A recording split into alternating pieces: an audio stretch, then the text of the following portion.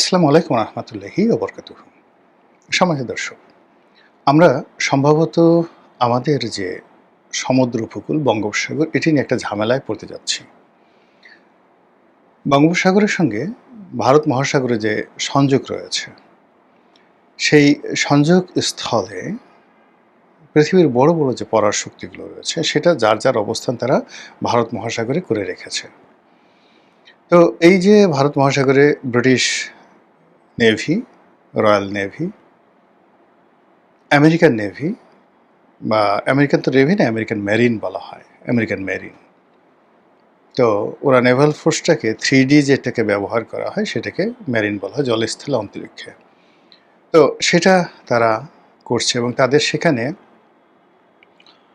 সেই বেশ কয়েকটি পোতাশ্রয় আছে ভারত মহাসাগরে। এদিকে চীন সেই ভারত মহাসাগরের কাছাকাছি, ভারত মহাসাগরের ভেতরে, তার বাইরে উত্তর চীন সাগর, দক্ষিণ চীন সাগর এবং মালাক্কা প্রণালী, মানে ইন্দোনেশিয়ার সাথে যে স্পাইসি রুট যেটিকে বলা হয়, স্পাইস রুট, মালাক্কা প্রণালী, এটা কিন্তু হরমুজ প্রণালীর মতে খুবই গুরুত্বপূর্ণ, ভীষণ রকম। এই মালাক্কা প্রণালীর উপরে চীন তার একছত্র আধিপত্য বিস্তার করে আছে। আর এই আধিপত্যটিকে চ্যালেঞ্জ জানিয়ে মালাক্কা প্রণালীতে ভারত তার উপস্থিতি নিশ্চিত করার জন্য সাম্প্রতিক সময়ে মিস্টার নরেন্দ্র মোদী, ভারতের প্রধানমন্ত্রী, তিনি ইন্দোনেশিয়া সফর করেছেন। তো তার সেই সফরের যে দৃশ্য এটা দেখছিলাম এবং সেখানে ইন্দোনেশিয়ার যিনি বর্তমানে প্রেসিডেন্ট রয়েছেন তিনি যেভাবে ভারতের প্রধানমন্ত্রীকে ইন্দোনেশিয়াতে সংবর্ধনা দিলেন, যেভাবে ভারতীয়রা সেখানে ঐক্যবদ্ধ হয়ে বিরাট একটা স্টেডিয়ামে, ইনডোর স্টেডিয়ামে নরেন্দ্র মোদী সাহেব বসে এবং ইন্দোনেশিয়ার প্রেসিডেন্টকে কথা বলতে দিলেন এবং সেখানে তিনি যে কথাগুলো বললেন 1, 2, 3 করে আমি বলছি। ইন্দোনেশিয়ার প্রেসিডেন্ট বললেন যে আমি এই অনুষ্ঠানে আসার আগে প্র্যাকটিক্যালি আমি আমার ডিএনএটা টেস্ট করিয়েছি এবং সেই ডিএনএ টেস্ট করিয়ে আমি দেখলাম যে আমার এই ডিএনএর মধ্যে ভারতের ডিএনএ আছে, আমার রুট পূর্বপুরুষরা ভারতে ছিল। আর তো ভারতীয়রা তালি দিয়ে তারপরে বলল যে এটা একটা বৈজ্ঞানিক ব্যাখ্যা, কিন্তু আমি এখানে এসে আমি প্রমাণ পেলাম যে আমি আসলেই ভারতীয় এবং আমাদের মন্ত্রীরাও ভারতীয়। এটা আমি কিভাবে বুঝলাম, উনি খুব জোক করে বলছিলেন, সেটা হলো এখানে যখন ইন্ডিয়ান মিউজিকগুলো হচ্ছিল তখন আমার শরীরটা নাচতেছিল, মাই বডি ওয়াজ ড্যান্সিং, আমার নিজের অজান্তে। তো নিজের অজান্তে যখন বডি নাচছিল তখন আমি ধরে নিলাম যে আমার এই যে ভারতীয় ডিএনএ, সেই ডিএনএ ওই ভারতীয় মিউজিক শুনে সে তার আমার অজান্তে কমান্ডের বাইরে আমার বডিকে নাচাচ্ছিল। আর আমি যখন নাচছিলাম তখন আমার মন্ত্রী যারা বসে আছেন তারাও নাচছিল এবং গাইছিল। তো আমার মনে হচ্ছে তাদের ডিএনও ভারতে, এবং নরেন্দ্র মোদী শুধু এই কথা বারবার শুনছেন আর বারবার 2 হাত কপালে তুলে ইন্দোনেশিয়ার প্রেসিডেন্টকে স্বাগত জানাচ্ছিলেন বা কৃতজ্ঞতা প্রকাশ করছিলেন। অন্যদিকে মিস্টার নরেন্দ্র মোদী যখন যাচ্ছিলেন তিনি একটা ছবি তার যে এক্স হ্যান্ডেলে তিনি সেটা দিয়েছেন, সেখানে দেখা গেল যে তাকে রিসিভ করার জন্য ইন্দোনেশিয়ার যে ওয়ার প্লেনগুলো রয়েছে, জঙ্গি বিমানগুলো রয়েছে, ব্যাপকভাবে তাকে এই সংবর্ধনা দিয়ে, গার্ড অব অনার দিয়ে, আকাশ থেকে গার্ড অব অনার দিয়ে নরেন্দ্র মোদীকে সেখানে আহ্বান তারা জানালো।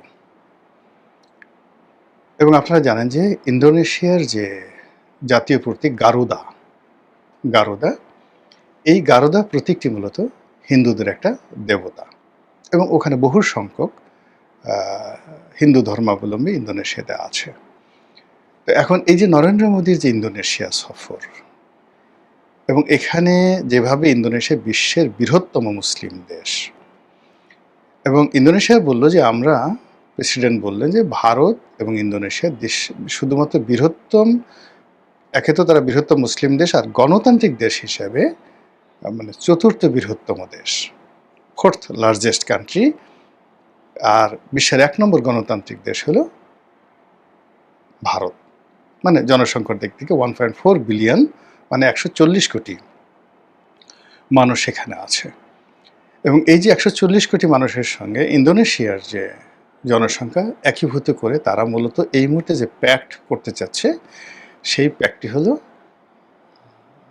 সেই মালাক্কা প্রণালীকে আমেরিকা মুক্ত রাখার জন্য, মালাক্কা প্রণালীকে চীন মুক্ত রাখার জন্য, এবং মালাক্কাতে যেন হরমুজের মতো ঘটনা না ঘটে।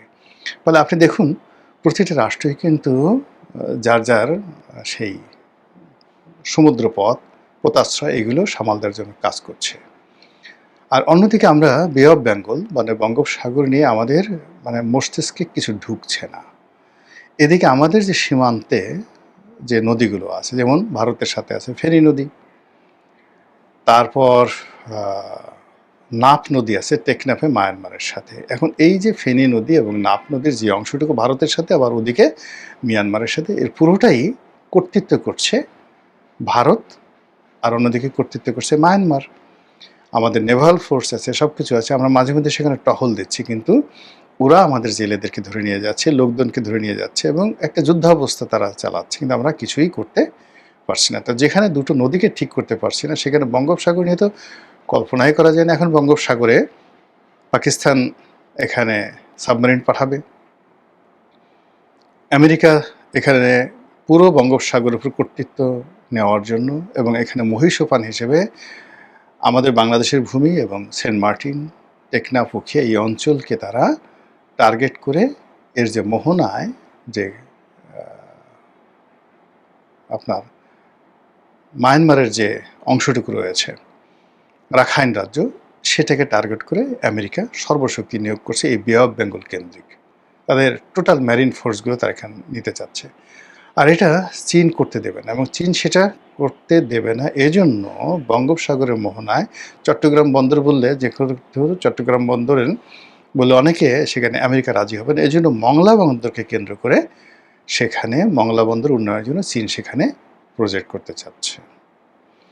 ফলে বোঝার চেষ্টা করুন যে আমাদের এই বঙ্গোপসাগর এই মুহূর্তে কিভাবে যুদ্ধের অধিক্ষেত্র বা যুদ্ধের দামামা বাজার মতো একটা অবস্থা বা পরিস্থিতি তৈরি হয়েছে। আবার আপনি যদি চিন্তা করেন যে এই বঙ্গোপসাগরকে কেন্দ্র করে যদি পরাশক্তিগুলো আমাদেরকে টানে, তারা নিজেরা কিন্তু যুদ্ধ করবে না।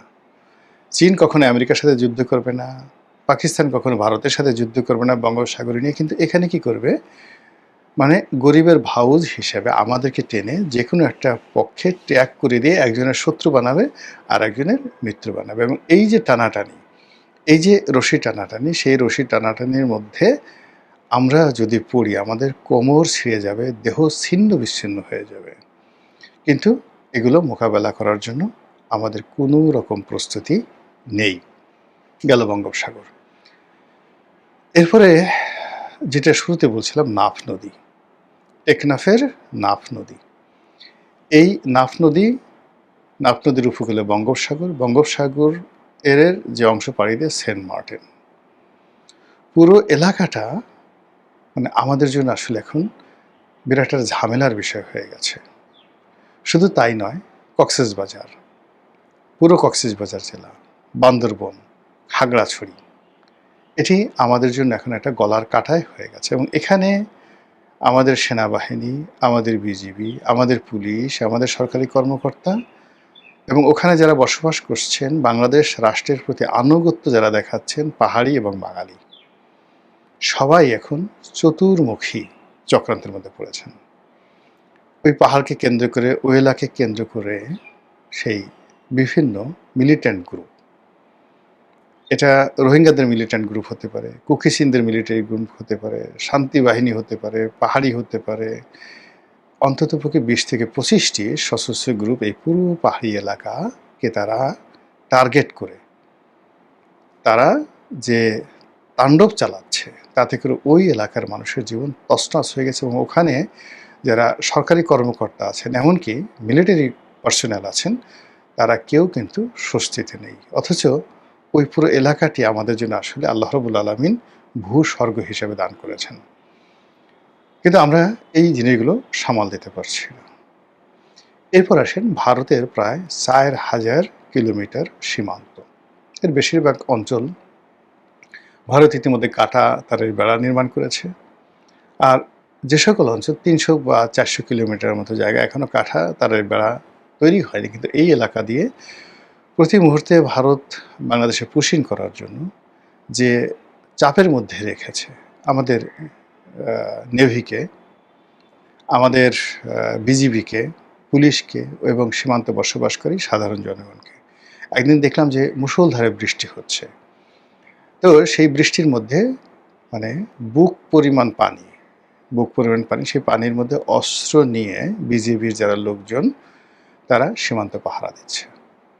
এই নির্মম দৃশ্য, এই মানসিক চাপ নিয়ে একটা যুদ্ধ অবস্থা নিয়ে আপনি বেশি দিন আসলে এগোতে পারবেন না। সেই কাজগুলো কিন্তু এখন হচ্ছে। আর এগুলোর যে কূটনৈতিক সমাধান, ডিপ্লোম্যাটিক সলিউশন আমরা করতে পারছি না। এগুলোর মিলিটারি সলিউশন আমাদের জন্য একেবারে অসম্ভব। আর এই মুহূর্তে যেটি সম্ভব সেটা হলো জাতীয় ঐক্য। সেই ঐক্যের জায়গাগুলো রীতিমতো বড় বড় ফাটল তৈরি হচ্ছে। আর অন্যদিকে আমরা কি করছি, এলোমেলোভাবে মানে কিয়ামতের ময়দানে, হাসরের ময়দানে মানুষ যেভাবে দিক বিদিক ছুটাফেরা করছে, আমরা এখন অর্থের জন্য, বিদেশি বন্ধুর খোঁজে, পররাষ্ট্র নীতি ঠিক করার জন্য, এক্সিস্টিং প্রবলেমগুলো, নানা প্রবলেম এগুলো দূর করার জন্য পাগলের মতো ছুটছি। আর ছুটতে গিয়ে আমাদের যে শেষ সম্বল, শেষ বুদ্ধিটুকু, শেষ যে শারীরিক শক্তি, মানসিক শক্তি আমরা নষ্ট করে ফেলছি। আর এ সমস্ত কারণে পুরো দেশ এবং জাতি একটা নিদারুণ অনিশ্চয়তা, নিদারুণ অস্থিরতা এবং একটা কষ্ট এবং দুর্ভোগ দুর্দশার মধ্যে আমরা ধেয়ে চলছি, এগিয়ে চলছি অনিশ্চিত যাত্রাপথে। মহান আল্লাহ আমাদের সবাইকে হেদায়েত দান করুন এবং হেফাজত করুন। আসসালামু আলাইকুম ওয়া রাহমাতুল্লাহি ওয়া বারাকাতুহু।